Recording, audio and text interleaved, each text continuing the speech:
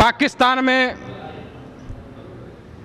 कंहिं पार्टीअ जे तरफ़ां इहो इशू छॾियो हुयो त पाकिस्तान में नवां सूबा ठाहिया वञनि। सूबाई ज़िले अॻुवाणनि जी साईं गौस अली शाह जे हाउस ते हिकु गॾिजाणी थी, जंहिंमें सभिनी दोस्तनि इहो मौक़िफ़ रखियो त साईं असां सिंध वारा नवाज़ लीग जे प्लेटफार्म ते मियां नवाज़ शरीफ़ सां गॾु कमु करे रहिया आहियूं।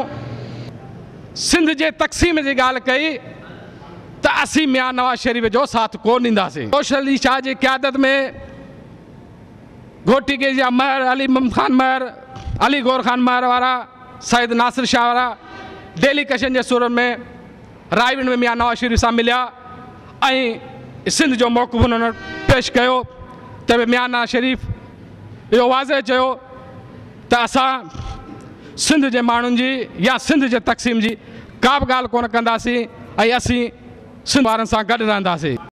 जीअं त हीअ सिंध जेका आहे सूफ़ियुनि जी धरती आहे ऐं सूफ़ी माना मुहबत ऐं प्यारु।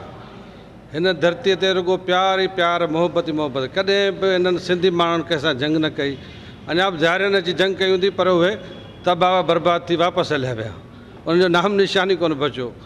इन करे हीअ मुहबत वारी धरती आहे, हिन धरतीअ खे कुझु बि कोन थींदो।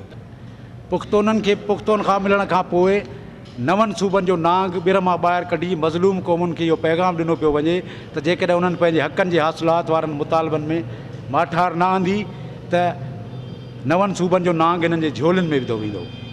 मुल्क में नवनि सूबनि लाइ नून लीग, काफ लीग ऐं मुतहदा जो मुतफ़िक़ थियणु दरअसल एस्टेब्लिशमेंट जो उहो स्क्रिप्ट आहे जंहिंमें सूबनि जे मुकमल ख़ुदमुख़्तारी जी मुखालफ़त समायल आहे।